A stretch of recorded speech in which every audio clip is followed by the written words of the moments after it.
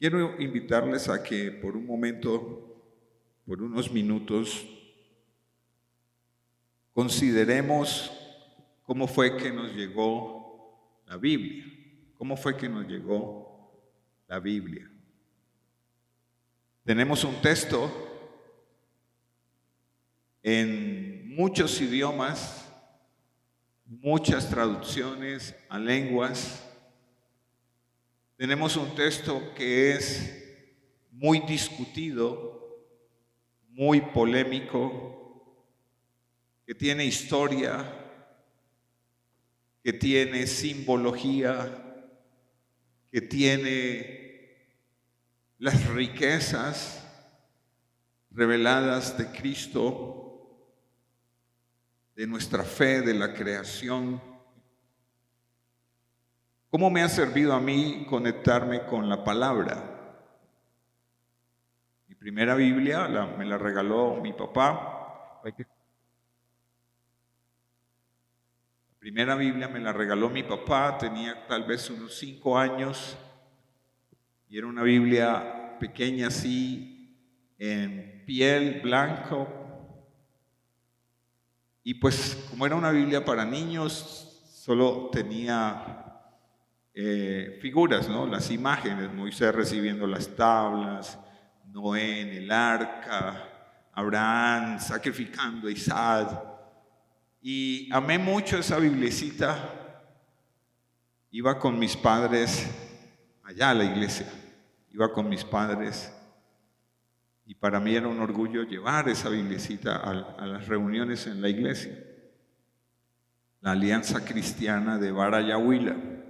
Por cierto, ese templo, el edificio, lo ayudó a construir mi papá con un grupo de personas. Todavía existe el edificio intacto. Cuando fuimos al entierro de mi abuelita, entré allí al templo y yo decía, wow, como que no ha pasado, no pasaron los años aquí. La misma baldosa, el mismo piso, los mismos cuartos para la escuela bíblica de niños, todo como si hubiera quedado congelado en el tiempo. Me conmovió que todo estuviera así. Pero la Biblia, ¿cómo nos llegó la Biblia? ¿De qué manera hoy se habla del Nuevo Testamento?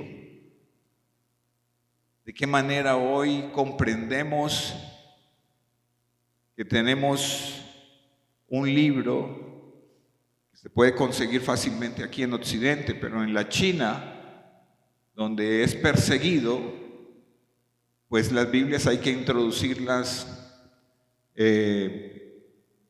contrabando, ¿cierto? Hay que introducirlas ocultamente. Y una Biblia puede llegar, un solo texto puede llegar solo para 100, 200 familias de chinos. Ellos suelen memorizar mucho el texto bíblico porque no tienen el texto como acceso en su casa. Tampoco van a poder sacar el texto en las reuniones por la calle, así como soy cristiano, aquí está mi Biblia. Es condenado, puede ir preso. Y uno dice, bueno, en plena posmodernidad, ¿cómo puede pasar esto? Y está pasando. Mientras nosotros tenemos hasta 10, 15 versiones, y a veces no memorizamos ni un solo texto, ¿no? Tenemos el lujo de comprar Biblias con comentarios, Biblias textuales, Biblias muy buenas. Estaba revisando anoche en mi biblioteca. Yo tengo una Biblia versión Jerusalén, se las recomiendo. Es el texto en español más preciso que las de Reina Valera que usan las mayorías de iglesias cristianas, evangélicas. Y es una versión católica, pero es muy precisa en su traducción. ¿De qué manera hoy se habla del Nuevo Testamento, del Antiguo Testamento? Y tenemos, por un lado, a los modernistas liberales que se conectan con el texto con esos lentes. Por el otro lado tenemos a los fundamentalistas que les da mucho miedo que algo de la doctrina o de los principios de fe llegue a cambiar. Crecí en una iglesia más bien fundamentalista. Con el tiempo me he vuelto más modernista. Y ahí estamos, en ese equilibrio. Las expectativas erróneas acerca del texto son muchas, múltiples, que fueron 40 autores los que escribieron el texto. Bueno, los fundamentalistas dicen, bueno, 40 autores y no me le ponga uno más, pero los modernistas y los que le hacen crítica al texto dicen, fueron muchos más de 40. Y en esa diatriba estamos, fundamentalistas y modernistas. ¿Quién me ayuda cambiando las diapositivas? Entonces ahí estamos, por un lado fundamentalistas, por un lado modernistas. Los fundamentalistas aman el texto, los modernistas también. Y tal vez usted ha ido a su iglesia católica, a su iglesia cristiana evangélica, o ha ido a una iglesia mormona, o ha ido a Testigos de Jehová, y usted dice, bueno, pero todos usan la Biblia. ¿Cuál es la diferencia? Yo creo que los dos grandes grupos que podemos identificar es esto. Los grupos fundamentalistas, que los hay católicos, que los hay evangélicos, que los hay de todo tipo, y los grupos que son más de tendencia modernista.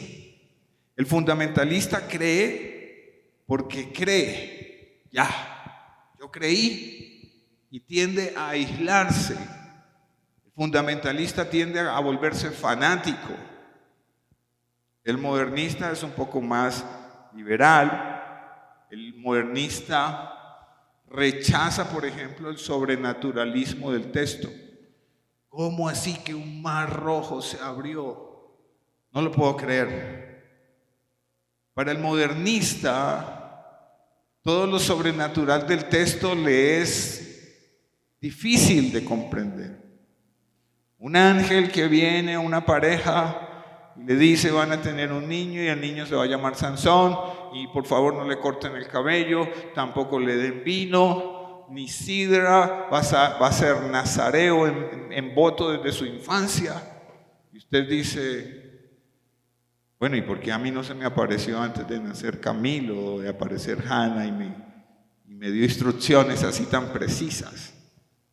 Los modernistas entonces rechazan el sobrenaturalismo que Dios creó por su palabra en 6 días, todo esto.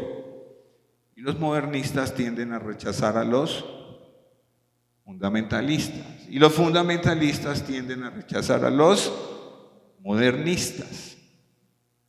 Y ahí estamos. Estaba acordándome que una prima de mi esposa, Adriana, es católica fundamentalista. Estaba hablando con ella y ella cree en la parucía, en la segunda venida del Señor, y que el Papa Francisco es el Papa Negro, que está profetizado. Y yo me quedaba viéndolo y, ¿tú crees todo eso? Sí, claro. Es que ahí está en el texto. Pero he hablado con otros católicos y evangélicos de tendencia modernista. Entonces para ellos Jesús no va a venir. Jesús no viene por segunda vez. Sigamos en nuestra línea de historia, vivamos a nuestras anchas porque no hay tal cosa. Y cuando Pablo habla, por ejemplo, del tercer cielo,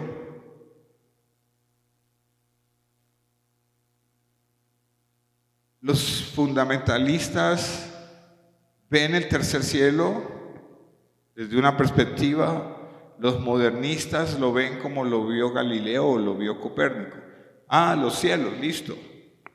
Sí, ahí están los cielos.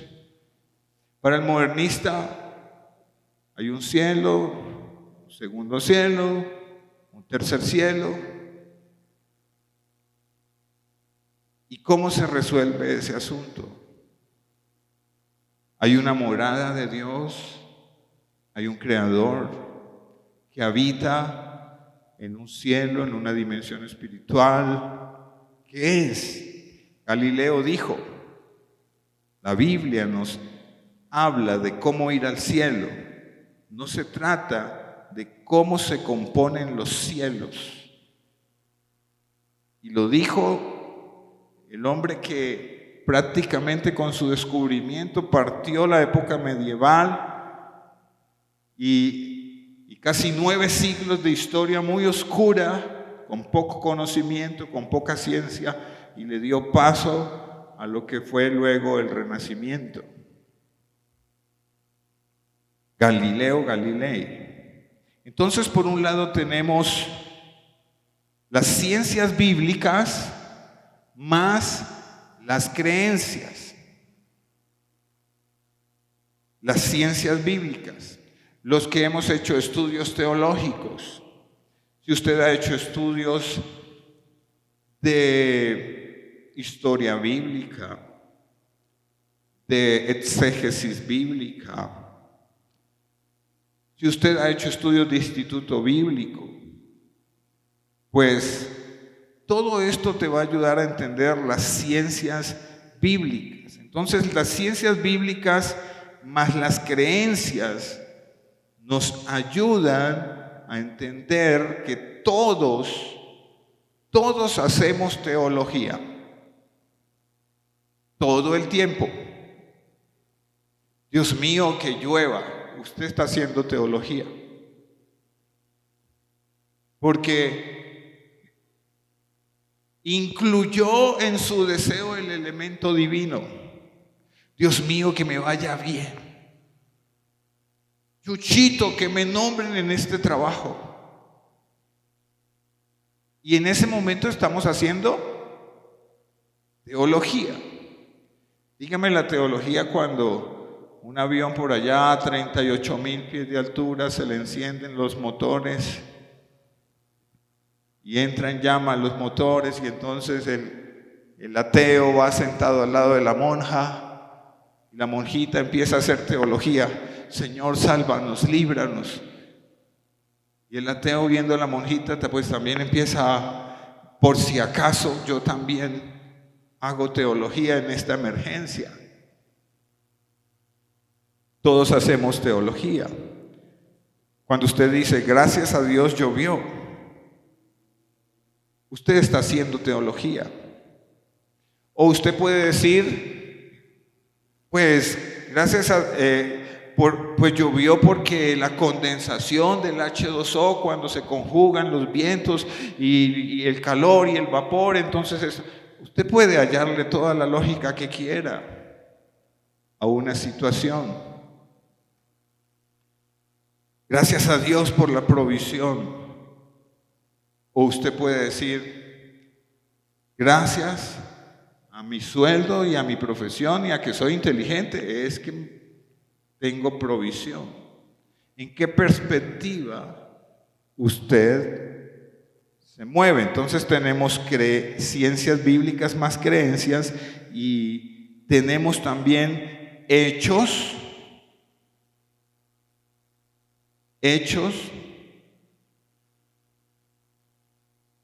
más interpretación. Me quedó mal ahí, no es versus sino más. Imagínese un más ahí. Hechos más ¿qué? Más interpretación. Por ejemplo, los evangelistas. ¿Cómo interpreta Mateo el hecho de la cruz? Pero ¿cómo lo interpreta Marcos? ¿Y cómo lo interpreta Lucas? ¿Y cómo lo interpreta Juan? Cuando uno hace estudios teológicos, Cuando uno va a las ciencias bíblicas y estudia un poco más profundamente, entonces se da cuenta por las ciencias bíblicas que Mateo se enfocó en presentar la cruz y el mensaje de la cruz a los judíos. Cosa bastante difícil. Bastante difícil. Vaya, párese allá en Jerusalén, en el muro de los lamentos, y diga: Jesús es el Señor, a ver si no lo sacan a empujones. O en cualquier parte de Israel, párese en una plaza y diga: Jesucristo es el Señor y viene pronto.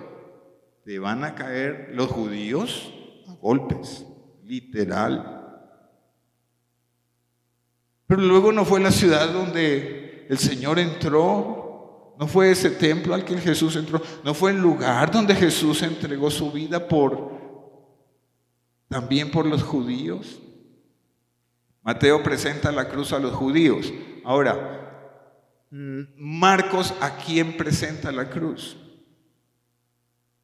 Entonces el mensaje, el hecho, la cruz, cambia de enfoque. Marcos se está enfocando en los gentiles. Las personas de las demás naciones se está enfocando en los gentiles. Pero Lucas, el Evangelio de Lucas, se está enfocando en que los griegos comprendan el mensaje de esa misma cruz. Y Juan escribe el Evangelio de Juan a lo último, hacia casi el año 90, de los últimos escritos. Y usted dice: pero entre la Pascua, año 28 de la era común después de Cristo, entre la Pascua y el Evangelio de Juan, ¿cuántos años hay? ¿Y por qué Juan, antes de morir, se ve en la necesidad de escribir una cristología y un evangelio con unas características muy distintas a los otros tres?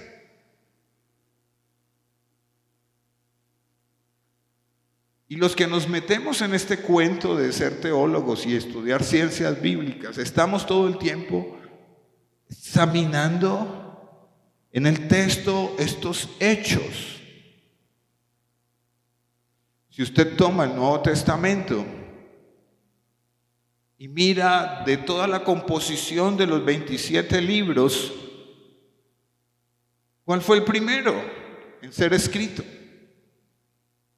Si en el año 28 Jesús entregó su vida en la cruz y empieza la predicación de los apóstoles por el territorio de Judea, empiezan a surgir las primeras comunidades de creyentes. Pero hay también unos hechos políticos. Estos primeros creyentes creen en el Jesús que fue entregado en la cruz, pero todavía van a la sinagoga de los judíos porque no tienen templo. Llega un momento en el hecho histórico y político en que se están reuniendo judíos del judaísmo, se están reuniendo judíos que se han convertido a la fe en Jesús, se están reuniendo gentiles que han creído en el mensaje de la cruz, y hay tres grupos reunidos en un mismo espacio. Y esto dura hasta el año 150 aproximadamente. Y usted me pregunta: pero yo hablo las cartas del apóstol Pablo y dice la carta a la iglesia de Corinto. ¿Cómo entiendo? Tenían un templo, se reunían y habían bancas y hacían canciones y se nos crea como un espejismo, ¿verdad? Qué difícil, ¿no? Para esos creyentes Fue esa temporada donde el cristianismo no estaba plenamente identificado aparte del judaísmo, sino que todos iban al mismo culto, al mismo lugar, a la sinagoga. Qué complejo, ¿verdad? Y entonces la hija del judío se enamoraba del hijo del judío creyente en Jesús, y empezaban a haber unos complejos más profundos. Y el hijo del creyente gentil se enamoraba de la hija del judío. Y entonces el suegro judío decía: si no tienes el pipí ahí con la cicatriz, no te casas con mi hija.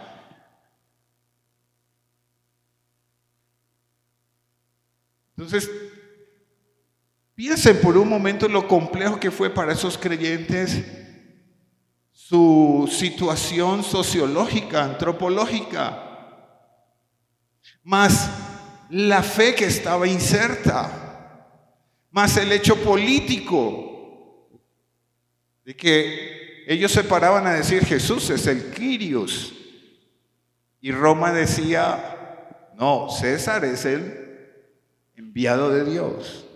El César es el enviado de Dios. ¿Sabe de dónde viene la palabra evangelio? En el lenguaje romano, evangelio es cada vez que había un cambio de emperador o nacía el sucesor del emperador, se mandaban pregoneros por todo el imperio con el evangelio de las buenas nuevas de que tenemos un Kyrios, un enviado de Dios. Y ahí viene la palabra evangelio. Entonces ahí estamos con Mateo hacia los judíos, Marcos, ¿hacia quiénes? Si no toman nota se les va a olvidar. Mateo ¿hacia quiénes? Hacia los judíos, Marcos hacia las demás naciones, Lucas se especializó en y es interesante cómo Lucas, uno lee el evangelio de Lucas y la cristología de Lucas apunta a decirle a los griegos: Dios se hizo hombre, porque a los griegos no les cabía en la mente cómo la divinidad podía tomar forma corporal si cuerpo es la razón de todos los males en el pensamiento griego.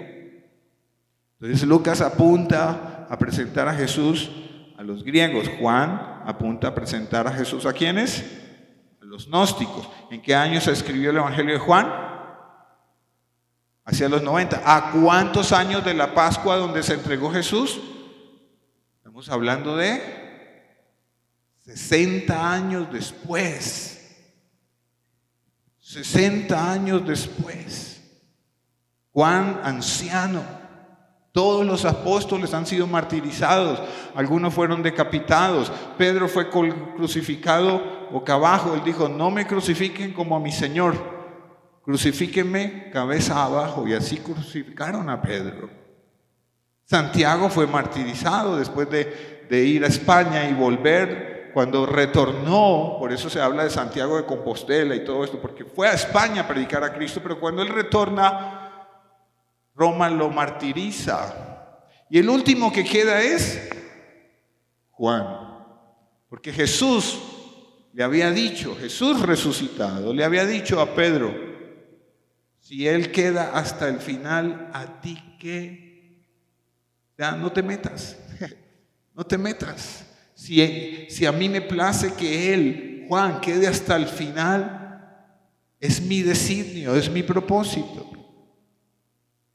Piense, por ejemplo, en Moisés y la salida de Egipto. Usted lo puede ver como un hecho histórico. Sí, eso pasó, un pueblo llamado hebreo salió de Egipto. Pero el hecho teológico nos dice que Dios los sacó con brazo fuerte.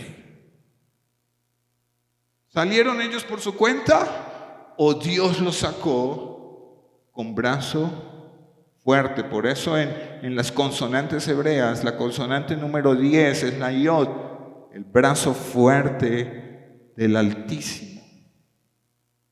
Por eso el nombre de la divinidad en hebreo comienza con yod. Yod, hey, bad, hey. Por eso Jesús decía, ni una tilde ni una coma, se lee aquí en español, ni una yod tú puedes alterar del texto, ni una yod.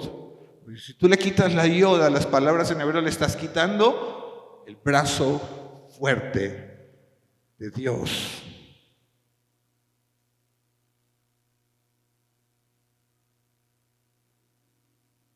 Cuando usted ve, por ejemplo, en el texto del Antiguo Testamento, el exilio, fueron llevados cautivos a Babilonia. Hay 4 momentos del exilio: el exilio asirio y luego el exilio babilónico. Pero cuando la nación de Judá, que queda de último, es llevada por los babilonios al exilio, ya los profetas habían dicho, estarán 70 años allá y luego ustedes retornarán. Para eso está la profecía de Jeremías en el texto. Jeremías ve proféticamente que solo estarán 70 años, pero 70 años, en 70 años, los que estuvieron allí en el exilio tenían una fe sin texto. Este texto no existía. Ellos llegaron en el 580 aproximadamente, empezó el exilio, terminó hacia el 520. ¿Y qué pasó con la fe de ellos? La fe hebrea de los hebreos. Solo tenían antes del exilio un solo texto y era el de Deuteronomios. Pero cuando van al exilio, el zoroastrismo babilónico los sincretiza. Y después del exilio, cuando ellos retornan de nuevo a construir el segundo templo en Judá, ellos vienen con la fe hebrea, pero sincretizada con las religiones babilónicas. Por eso es que usted no encuentra ningún registro antes del exilio de Satanás, demonios, ángeles. Usted lo encuentra es después del exilio babilónico. Y este hecho del exilio hace que tengan que replantearse las creencias. ¿Sí? ¿Me están siguiendo? ¿Sí? ¿O los estoy aburriendo? Entonces se replantean las creencias. Después del exilio, entonces se escribe el Génesis, se escribe, deja de ser tradición oral, se escribe el Génesis, el Pentateuco, aparece en esa franja de tiempo, aparece la apocalíptica como forma de escritura. Y se dan unos hechos históricos interesantes. Aparece Alejandro Magno. Alejandro Magno es el instrumento de Dios para que se produzca una ocupación de territorios y una helenización, y la cultura griega entra entonces en todos esos territorios, incluido Judá. Por allá hacia el año 164, Antíoco Epífanes ocupa el templo de Jerusalén, sacrifica un cerdo, algo que para los judíos, el cerdo como animal, por eso ellos no lo comen, lo consideran impuro, nada de morcilla, nada de cochino. Y Antíoco Epífanes va y sacrifica un cerdo en el mismo templo. Y después del 164 hay una más fuerte helenización. Entonces aparecen en Judá los gimnasios. Se establecen, aparte del templo, se establecen los gimnasios, se establece el teatro, se establece una helenización en forma forzada, digámoslo así. Ellos no querían esa helenización.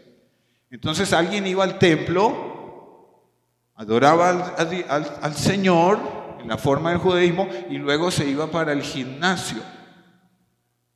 Pero en el gimnasio pues había que empelotarse, porque era la forma de hacer deporte de los griegos. Entonces para los judíos mostrar el cuerpo es repulsivo, porque en la ley del Señor no mostrarás el cuerpo, no mostrarás tus partes íntimas. Pero ellos iban al gimnasio y se desnudaban, haciendo culto cuerpo. Y empieza ese proceso tan fuerte de helenización antes de que Jesús aparezca, antes de que Jesús se manifieste con el mensaje del reino. Entonces entienden que el entorno era muy difícil, muy complicado. Les queman el templo, les quitan la tierra, les quitan el sistema de monarquía y de gobierno. Lo que está pasando hoy. ¿Por qué pelea Israel? ¿Por qué ayer atacó a Irán?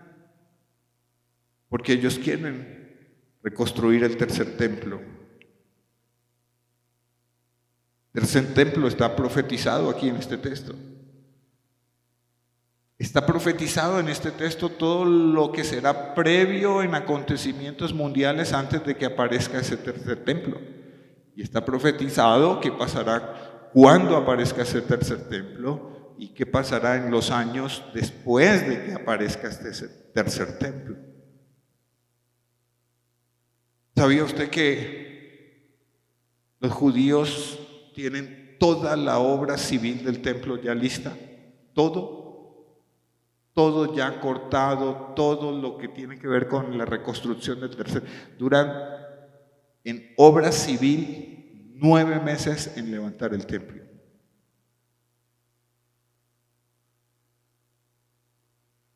¿Sabía usted que para santificar ese templo se necesita un animalito que se llama la vaca roja? Y que un granjero por allá en Texas conservaba el gen de ese animalito, la vaca roja, que hace 4 años llevaron a Jerusalén una muestra de 4 bovinos de vaca roja que están siendo examinados con lupa, porque la cría de este animalito, la vaca roja, no puede tener ni un pelito negro. Ustedes se imaginan los judíos allá en el corral. Eso es verdad. Allá mirando pelo por pelo, porque no puede tener ni una cana. Porque con ese animalito, en el genéticamente puro, limpio, es que se sacrifica, y con la sangre de ese animalito se purificarán todos los utensilios de ese templo.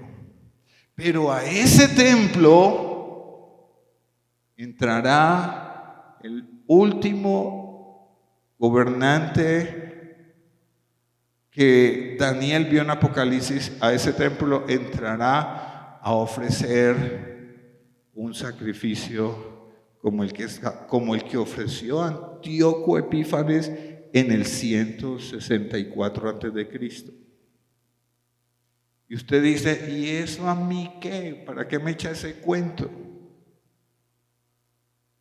Porque todos hacemos teología. Cuando usted ve las noticias y dice, uy, esos de Israel son unos malnacidos, mire cómo están matando y masacrando gente. Bueno, yo le invito a que vaya a vivir allá y ponga su finca allá y su casa allá a ver cómo se siente,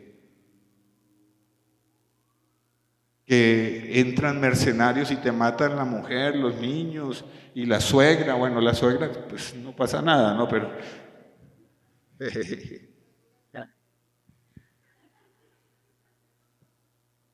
pero ¿cómo se siente que por tu casa pasen continuamente misiles y que un misil de esos pueda caer en tu terreno? Usted tiene que hacer algo. Tiene que defenderse. Usted está haciendo teología. Si está en contra o si está a favor, usted está haciendo teología. Entonces, teológicamente, fueron llevados al exilio y la Biblia dice, porque abandonaron el pacto. Entonces hay una interpretación al hecho. El hecho es el exilio, la interpretación es, ellos abandonaron mi pacto y yo los discipliné. Dios disciplina, teológicamente Dios disciplina. En la interpretación de la palabra sabemos que Dios disciplina a los que Él ha llamado y a los que Él ama. La cruz, el Mesías crucificado, ¿por qué tenía que morir en la cruz? ¿Por qué tenía que morir hacia el año 28 de nuestra era? Y la palabra nos da una respuesta teológica, una interpretación. Tenía que morir de esa manera porque Él se entregó a sí mismo en una muerte vicaria. El que va a misa sabe que Jesús se entregó en una muerte vicaria, sustitutiva. El evangélico que viene a culto sabe que Jesús se entregó en una muerte vicaria, sustitutiva. Pero uno toma una decisión de cómo vivir y otro toma otra decisión de cómo hacer esa verdad una interpretación para su vida en todos los aspectos, y el otro solamente lo deja como una hora de misa. Esa muerte vicaria no tiene nada que ver en mis finanzas. No. Esa muerte vicaria no tiene nada que ver en mi sexualidad. Esa muerte vicaria, que Dios no se meta por aquí. Bueno, eso es una interpretación. El Nuevo Testamento, entonces, es complejo. Porque en el Nuevo Testamento encontramos los griegos, lo griego del texto es un texto escrito en griego por personas judías. Increíble, ¿no? Es un texto en griego porque Alejandro Magno ocupó bueno, todo lo que les he tratado de explicar. Es un texto griego escrito con gente de mentalidad judía. ¿Qué puede salir de allí? Es raro, ¿cierto? La literatura es judía, pero a la vez es literatura griega. Un ejemplo de esto, lea Apocalipsis, y cuando haya leído los 22 capítulos de Apocalipsis, usted dice, no entendí nada. ¿Cómo así que una bestia que sale del mar, tiene 10 cuernos, 4 cabezas, lanza llama, es como un dragón y un 666 y tal? No entendí ni papa, porque nosotros somos occidentales, no tenemos mente ni judía, ni sabemos leer, ni interpretar el griego. Entonces mi tarea aquí es bregar con ustedes. Mire, haga la ruta de crecimiento. Yo tengo más o menos una estadística entre el nuevo creyente y el que se bautiza, de 10 se pierden 8. Y el que se bautiza y permanece en la fe, de los 2 que quedan, uno sobrevive, el otro vuelve al mundo. Esa es la estadística que nos da Jesús en la parábola del sembrador. Parte de la semilla cayó ¿dónde? ¿Dónde? Parte de la semilla cayó en el camino, se perdió. Parte de la semilla cayó entre piedras, se secó. Parte de la semilla cayó entre espinos, muy asfixiado por los afanes de la vida, se perdió. Solamente una de 4 cayó en buena tierra y prosperó y dio un fruto.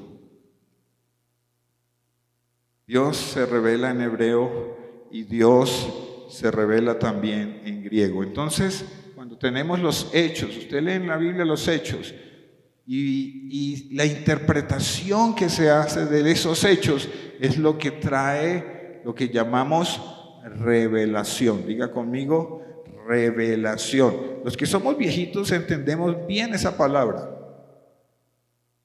¿Quiénes aquí nacieron en los 70? Yo. En los 60, Carolina.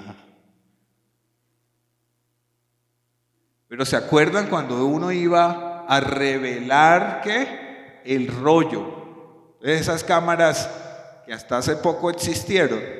¿Qué había que hacer? Para obtener una buena fotografía, ¿qué había que hacer? Comprar el rollo allá en la coda. Sacar el rollo, empacarlo con cuidado, desencarretarlo un poquito, ponerlo ahí en la máquina, tapar bien la máquina, lo que le pasó a mi hermano, que le digo yo a mi hermano en mi matrimonio, me toma las fotos por favor, y puso mal el rollo. Dios mío, él se lo pasó en toda la fiesta, bla, bla, bla, bla, y flash, iban flash. Cuando se dio cuenta, no había cerrado bien la tapita de atrás, le entró luz al rollo, nada de fotos del matrimonio de Jairo y Adrián. Se perdieron las fotos. Por eso es que no hay fotos de Diana, de Dianita. Entonces, ¿qué hacía uno con el rollo? Iba y luego, ¿qué había que hacer? Había una palanquita, ¿no? En la cámara, y había que encarretar el rollo bien encarretado hasta que la cinta quedara ahí metida dentro de la cápsula. Y luego, ¿usted qué tenía que hacer con eso? Meterlo debajo de la almohada. No, tenía que llevarlo ¿a qué? A revelar. Esto es lo que pasa con los hechos, más la interpretación. Esto nos da una ¿qué? Revelación. Pero si usted no conoce los hechos, ¿cómo va a poder hacer una interpretación? Mucho menos va a tener una revelación.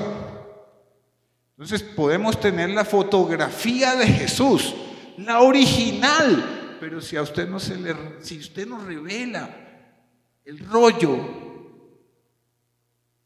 se va a perder de la riqueza de Cristo. Entonces el hecho histórico es neutral, es hecho, esto es hecho, es neutral. El católico lee este hecho, el evangélico lee el mormón lee este hecho. El testigo de Jehová también. Los adventistas también. Los episcopales, los carismáticos, los pentecostales, todos tienen el mismo hecho. Pero la interpretación empieza a variar de acuerdo a los lentes teológicos que usted tenga. Como Dios se está dando a conocer al autor, como Dios se está dando a conocer a David, como Dios se está dando a conocer a Moisés, como Dios se está dando a conocer al profeta Malaquías, como Dios se dio a conocer a Juan el Bautista, como Dios se dio a conocer a los apóstoles. Fue igual la manera en que Dios se dio a conocer. ¿Por qué varió? ¿Por qué cambió? ¿O seguimos teniendo apariciones de Dios en una zarza? A ver, ¿cuántos han visto un manojo por ahí ardiendo y una voz que sale de ese manojo? Hola, Gabriel, ven a mí. Ven a mí, Gabriel, no te resistas. ¿Ah? No.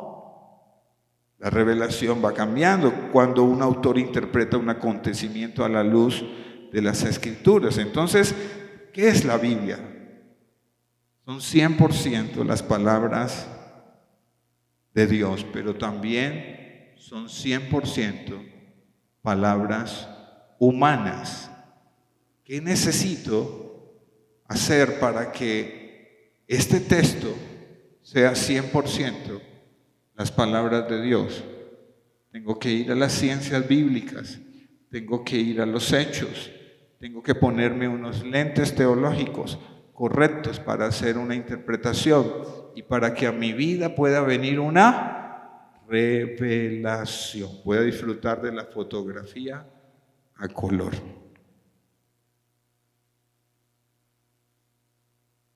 Laurita se gradúa pronto y va a entrar en una experiencia de pregrado. Y va a viajar y va a ir a otra cultura. Todo eso está bárbaro. Yo me estaba preguntando esta mañana, ¿habré transmitido a Laura en estos años los elementos suficientes como para que cuando ella esté en todo eso, el 100% de las palabras de este texto sea palabra de Dios para su vida?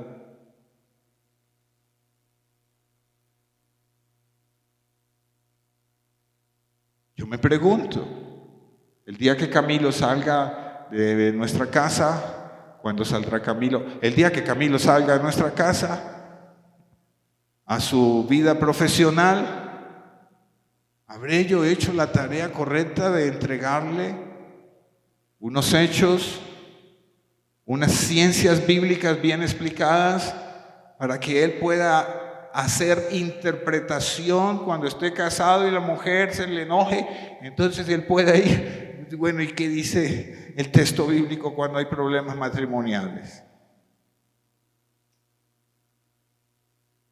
27 libros que pasaron por el filtro de un canon complicado, 4 siglos. 4 siglos pasaron entre la predicación de los apóstoles y la constitución de este texto. ¿Y qué pasó en 4 siglos?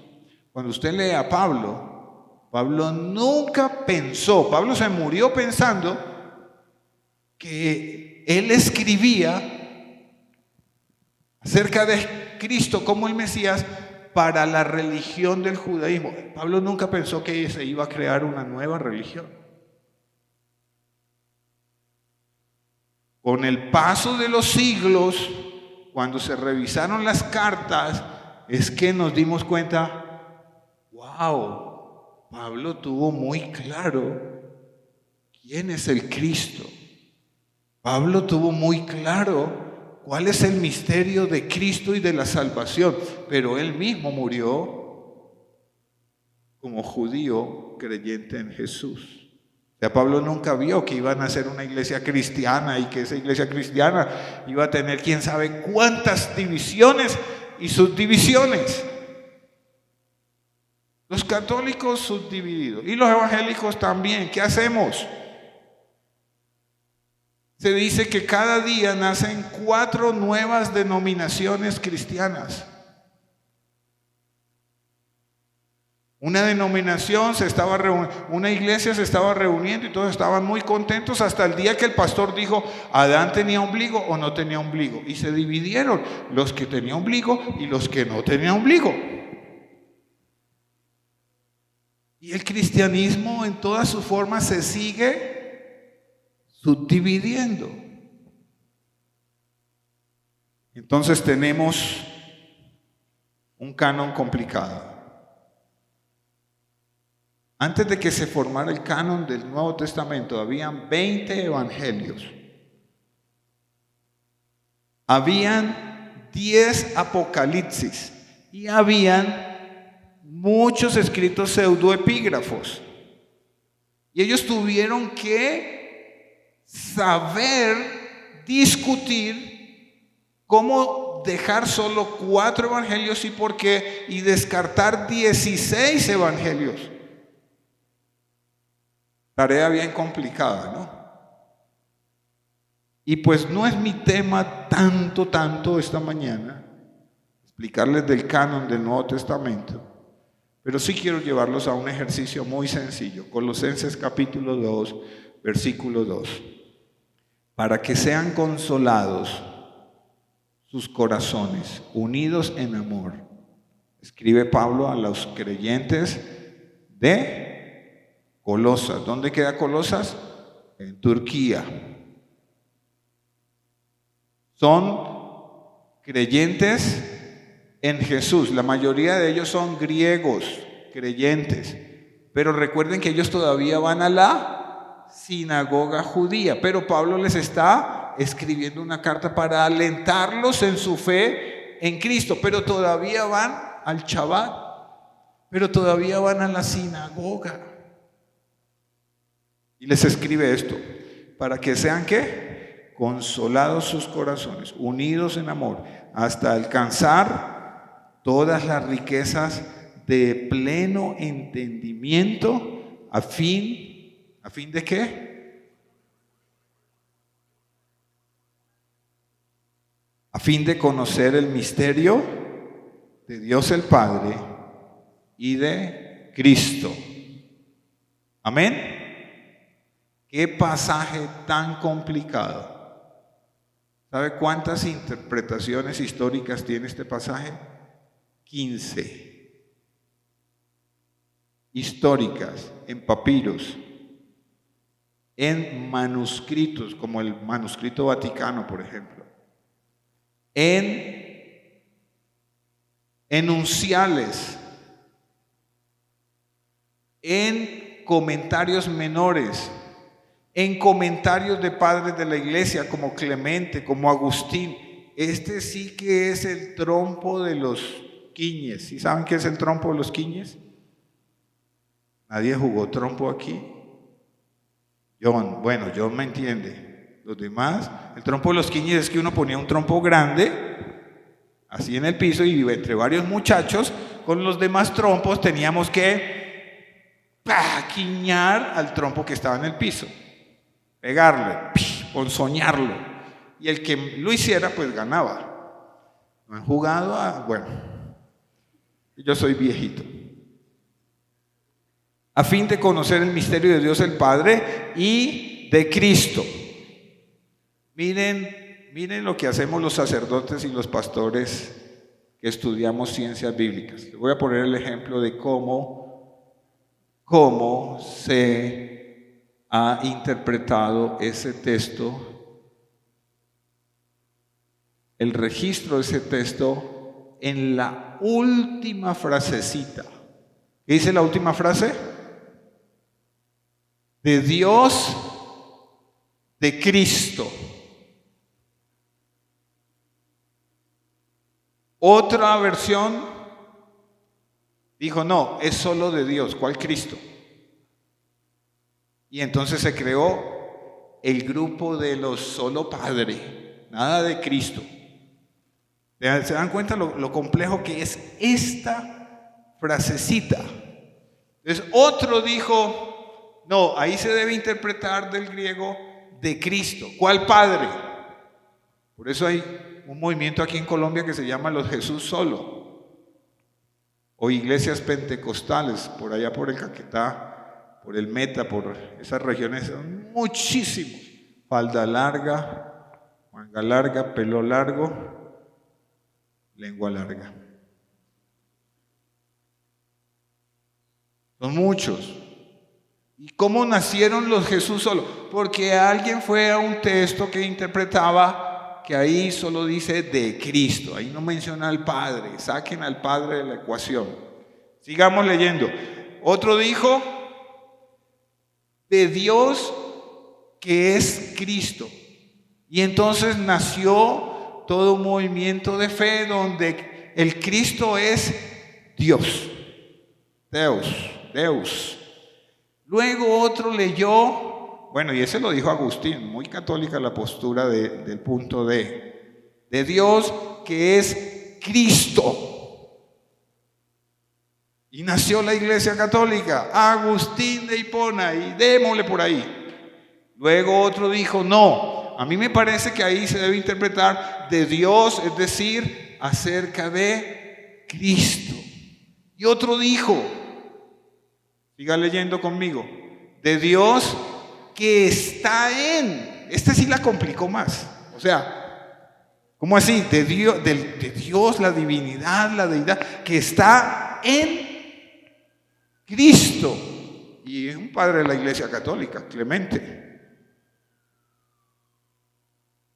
Luego otro dijo, bueno, no, yo creo que ahí dice de Dios y de Cristo, Cirilo de Alejandría, padre de la Iglesia. Luego otro dijo, no, yo creo que ahí se debe interpretar de Dios, Padre de Cristo. De Dios, Padre de Cristo. O sea que aquí surgió otro grupo. El grupo de los que dicen que Dios engendró al Hijo. Así, Dios engendró al Hijo. Entonces los testigos de Jehová andan por la letra I. Porque para el testigo de Jehová, Jesucristo no es Dios, no es Señor, es el arcángel Miguel, el arcángel Gabriel reencarnado en un cuerpo. Esos son los testigos de Jehová en su cristología. Pero si usted no va seriamente al texto bíblico, le pueden estar metiendo gato por liebre. Yo briego con usted. Anoche estábamos echándole broma a Juan Mauricio. Bueno, ya sacamos a Juan Mauricio de Juan capítulo 2. Ahora va ¿en cuál es?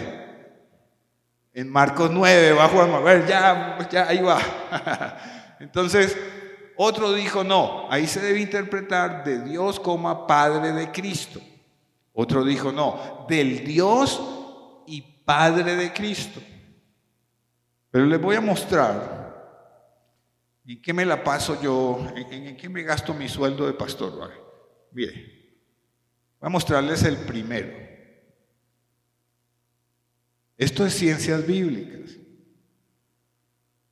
Laura, hay que ir a estudiar esa carrera, pero también a la par hay que seguir profundizando, haciendo la biblioteca de ciencias bíblicas, haciéndola. Mire el primero, devuélvalo un poquito, Camilo, devuélvalo. Vamos a ver el A. No tengo más tiempo porque ustedes no me pagan más, entonces no. El A, vamos a ver el A. De Dios, de Cristo. ¿Y qué es esta P? ¿Y qué es esta B? ¿Y qué es esta BGM con una M y una S allá arriba? ¿Y qué es Hilario y Pelagio? Bueno, en eso no lo pasamos nosotros. Bueno, vamos a examinar este texto.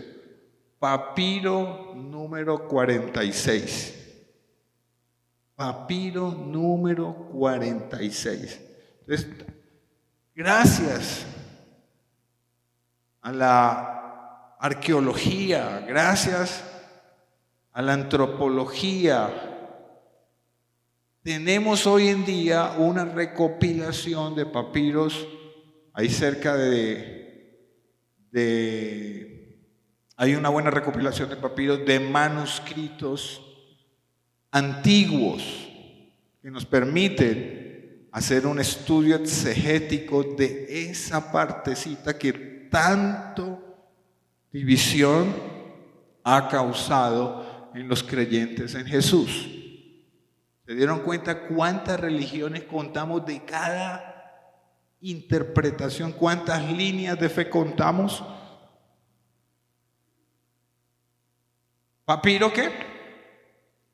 Esta B quiere decir manuscrito vaticano, porque en Roma, en el Vaticano, se conserva el manuscrito vaticano que da testimonio que ese texto existe en griego y es un manuscrito antiguo del siglo IV.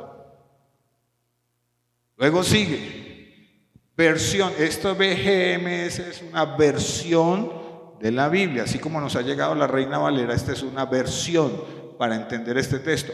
Y luego dice que Hilario y Pelagio, padres de la iglesia, dieron fe que así era que se debía interpretar ese texto. de Dios,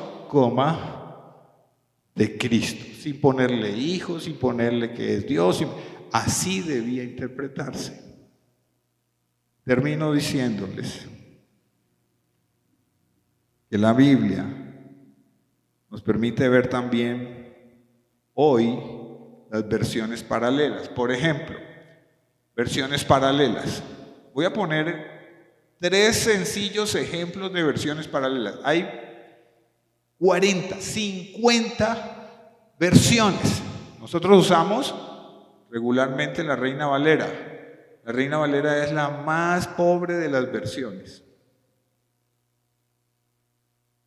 en cuanto a su fidelidad.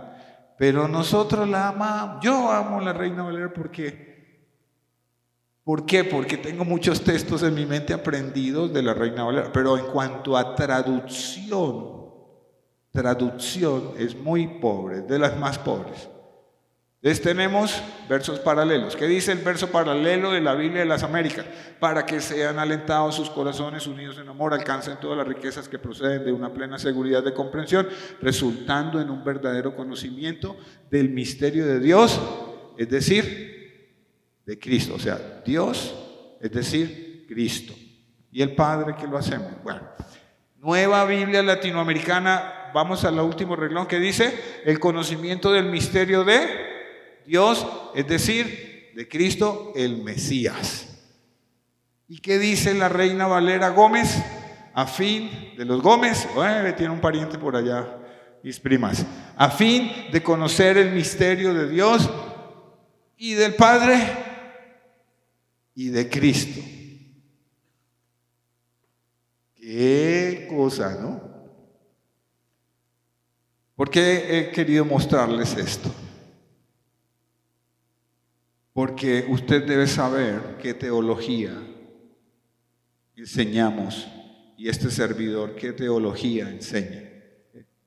Nosotros enseñamos teología sistemática. ¿Sí? Todos están claros. Paulita que se va ahora para Santiago de Chile. Yo espero haber contribuido estos casi 6 años a la vida de Paola, que esta iglesia haya contribuido en mucho de lo que en teología sistemática hemos enseñado. Entonces nosotros estamos aquí. Podemos hacer algo de teología histórica, sí, pero principalmente estamos en teología sistemática como cristianos evangélicos. Ahora, ¿qué es la teología sistemática? Se los digo en el minuto que me queda. La teología sistemática hace que nosotros estudiemos bibliología, teología, antropología, angeología, armatiología, cristología, soteriología, neumatología, eclesiología y escatología. Yo no debería bautizar a nadie hasta que no pase por todas estas doctrinas de la teología sistemática. Soy muy atrevido, de verdad, porque usted me dijo, quiero bautizarme. Pero a veces estamos bautizando personas en Cristo con una mente pagana y un corazón para Dios. Puede pasar. Estamos bautizando a veces en Cristo a una persona gnóstica en su mente, pero en su corazón ama al Señor. Puede pasar. O puede pasar que bautizamos a una persona que en su mente y en su corazón tenían muy comprendido el misterio de Cristo, pero por allá en una curva de la vida se deslizó, se plataneó y no se volvió a levantar. Puede pasar. Estas son todas las tareas que tenemos con ustedes. Vengan a la ruta. Ay, pero es que es muy temprano los domingos. Haga instituto bíblico. Yo espero que Paulita ya desde Santiago se una a algún instituto bíblico en línea. O sea, no se queden con el ABC. Gabriela Acosta, no se quede con el A.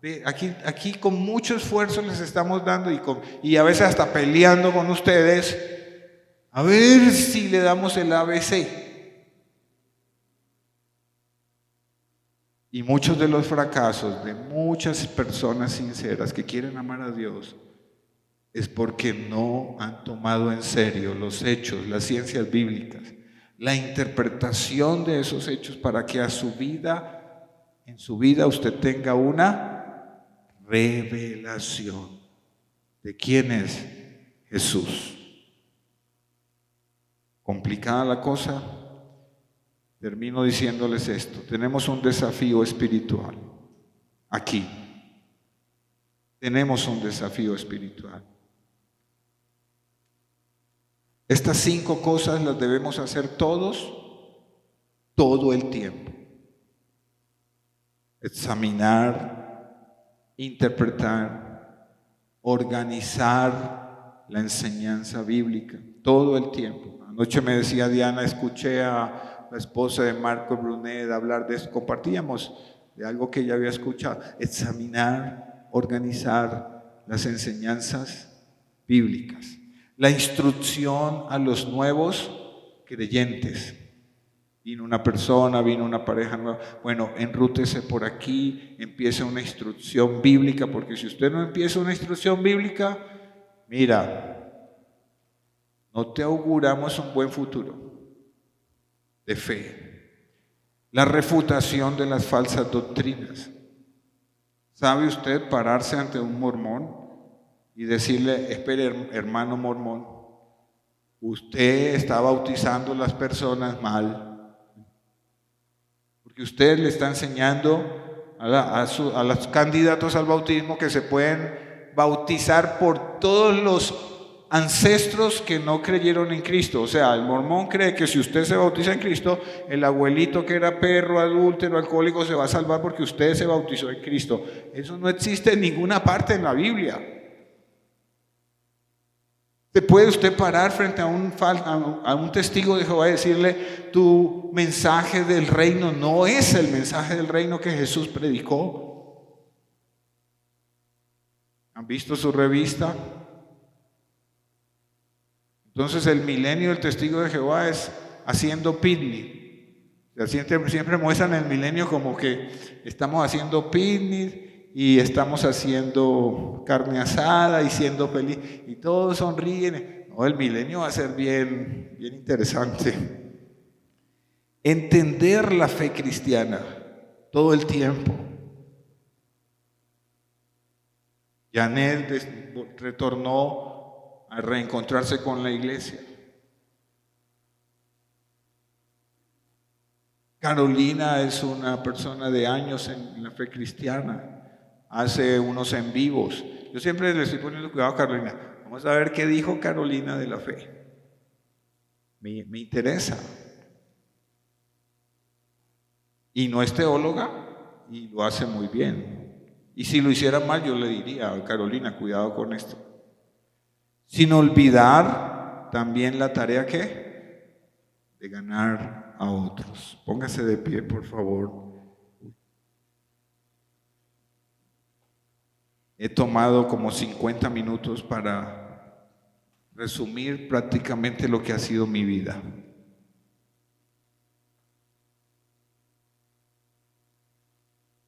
Ame la palabra de Dios.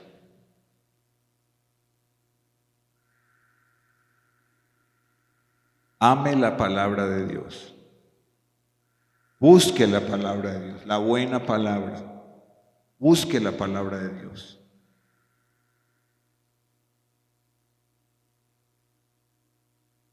Y si puede hacer un instituto bíblico, hágalo. Y si puede hacer una carrera de teología y Dios lo llama a hacer una carrera de teología, hágala. Y si puede hacer una maestría como la que tienen aquí en la San Buenaventura, una maestría en ciencias bíblicas. Estudian pastores, sacerdotes, monjas, todos juntos estudiando ciencias bíblicas. Quiero hacer esa maestría, vamos a ver si logro hacerla, porque hay que comprar casa y bueno, hay que casar a Camilo y a Hanna, bueno, son gastos. Enamórese de la palabra, porque en ella encontramos vida eterna. ¿Qué es complicado el texto griego? Ya les mostré cómo es de complicado una sola frasecita de interpretación. Kamala Harris entró esta semana. Bueno, Kamala puso la plasta, ¿no? O sea, por allá regañó a dos muchachos que dijeron en un mitin político: Jesucristo es rey, Jesucristo es el Señor, dijeron dos muchachos, y ella dijo: por favor, se salen, ustedes están equivocados del lugar, eso es por allá en la calle donde se dice eso. Miren lo que le va a costar eso, la presidencia. Le va a costar la presidencia.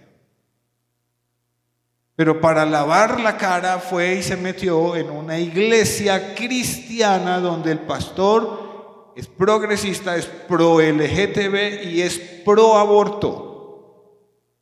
Claro, ahí quedó bien Kamala.